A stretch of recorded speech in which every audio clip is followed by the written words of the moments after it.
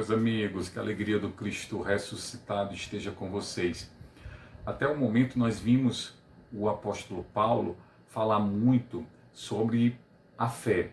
Nós somos justificados pela fé.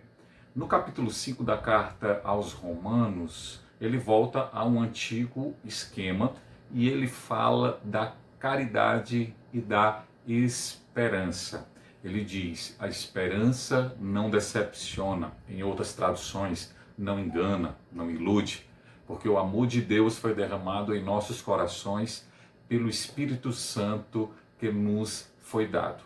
Em uma outra carta, nós sabemos, na carta aos Coríntios, ele faz uma importante reflexão sobre a fé, a esperança e a caridade. É aquele belíssimo hino à caridade. Ele diz que no final o que vai permanecer é a caridade. No capítulo 5 e no capítulo 6, nós vamos ver o apóstolo trabalhar com dois personagens, Adão e Cristo, e com alguns conceitos muito importantes, como, por exemplo, o conceito de pecado, morte, condenação. Do outro lado, o conceito de graça, justiça e vida. Quando ele fala de Adão, ele associa Adão ao pecado, à morte e à condenação. E quando ele fala de Cristo, associa a graça, a justiça e a vida. Então, no capítulo 4 nós vimos que o importante personagem que ocupa a reflexão do apóstolo é Abraão. A partir de Abraão ele quer falar que somos justificados pela fé. Desde o começo da carta, o apóstolo insiste nesta reflexão que somos justificados pela fé. Agora, ele tomando Adão e Cristo, ele vai falar para nós da ação salvadora que se manifesta em nosso favor através de Cristo. Ele diz no capítulo 6, 5 e 6, que através de um só homem entrou o pecado no mundo. E por meio também de um só homem nos veio a salvação. No capítulo 5, ele repete 6 vezes essa contraposição entre Adão e Cristo. Agora, como eu disse para vocês, o que vai ocupar mais a preocupação do apóstolo é nos fazer entender o que esses dois trouxeram a nós. Adão, por sua vez, como eu disse, o pecado, a morte e a condenação. Nos versículos que se seguem no capítulo 5 e 6, ele vai sempre associar Adão a essas 3 realidades espirituais, o pecado, a morte e a condenação. E quando ele fala de Cristo, então ele diz que associado a Cristo está a graça, a vida e a justiça. Então, como é que o apóstolo desenvolve isso? Ele vai resumir de uma forma bem simples. Através de um só homem veio ao mundo o pecado e a morte, através de Adão. Nós conhecemos aquela leitura dramática do capítulo 3 do livro do Gênesis, onde o autor sagrado fala do pecado original. A partir dali, a concepção judaica cristã é de que todos nós somos marcados pelo pecado e a morte. Em outro lugar, Paulo ele vai dizer que sobre nós pesava uma antiga condenação e que o sacrifício de Cristo rasga esse documento de condenação que pesava contra nós. Ora, com Adão, todos passamos a carregar o pecado. Existe o pecado de Adão, da qual de alguma forma nós participamos. O que devemos compreender é que esta leitura, essa leitura de Gênesis capítulo 3, nos traz a certeza de que o pecado é uma realidade que entrou no mundo por causa da desobediência do homem. Então, é esta realidade que Cristo vem curar. O apóstolo desenvolve que Adão, ele é figura, né, de Cristo. Em Adão veio a queda, com Cristo veio o soerguimento. Se com Adão veio a condenação, em Cristo veio a salvação. O que corresponde à morte que Adão nos trouxe é a vida eterna que Jesus nos garante por meio do seu sacrifício salvador. Nós continuamos aqui lendo no capítulo 5 e 6, o apóstolo começar a falar do batismo, né? Ele começa a explicar para nós a importância do batismo dentro desse contexto. E também fala para nós da força da ressurreição que passa a se mover em nós, graças à fé em Jesus Cristo. O batismo, ele nos une ao mistério pascal de Cristo. No batismo, nós morremos com Cristo e ressuscitamos com Ele. O batismo é muito importante para todas as tradições cristãs, porque é a nossa associação ao mistério de Cristo. Somos assinalados em Cristo e decidimos viver, né, como Cristo.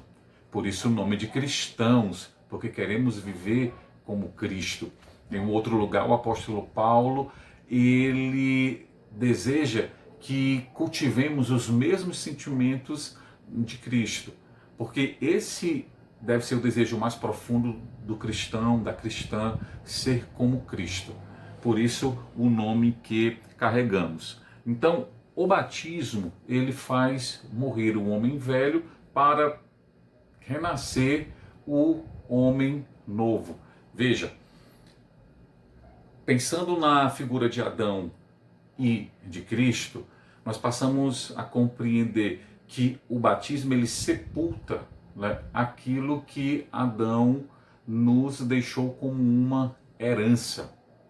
E a partir do batismo nós recebemos uma nova herança, né, que é a herança que nos é dada pelo próprio Cristo. Por isso, nós devemos viver agora sob a nova lei. Devemos viver sob a lei de Cristo. Dessa forma, nós não devemos deixar que o pecado impere mais em nós. Paulo vai dizer aqui no capítulo 5 e no capítulo 6, o pecado não deve mais imperar em nós, não deve mais reinar em nossa vida, porque nós estamos agora debaixo de uma nova lei, que é a lei de Cristo. Nesse sentido, viver como ressuscitado é viver como um sinal de Cristo no mundo, procurando pôr em prática a lei do amor e procurando cumprir aquilo que Cristo nos ensinou. O que seria viver, né, como o ressuscitado? Seria procurar viver junto, né, aos nossos, manifestando a vida e não a morte.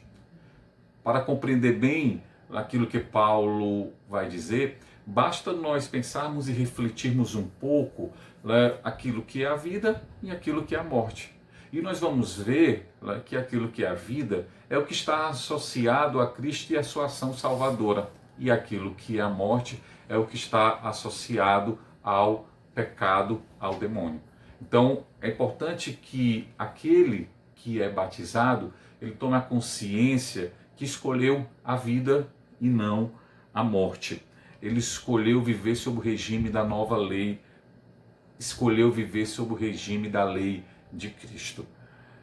Ele usa uma outra imagem no capítulo 5 e 6, que é a do fermento velho. A gente deixa, né, o fermento velho, passamos a ser massa nova, passamos agora a ter um novo gosto, né, um novo sabor neste mundo. Nós lembramos aquilo que o próprio Jesus vai dizer lá no Evangelho de São Mateus, que nós somos sal da terra, portanto somos chamados a temperar, a gosto, sabor, ao mundo que nós vivemos. Aqui, usando uma outra imagem, Paulo está dizendo praticamente a mesma coisa. Nós somos chamados a trazer a este mundo um novo gosto, um novo sabor, vivendo sob a lei de Cristo. Esta luta, né, é uma luta que nós vamos continuamente viver. Esta luta para podermos estar assinalados com Cristo.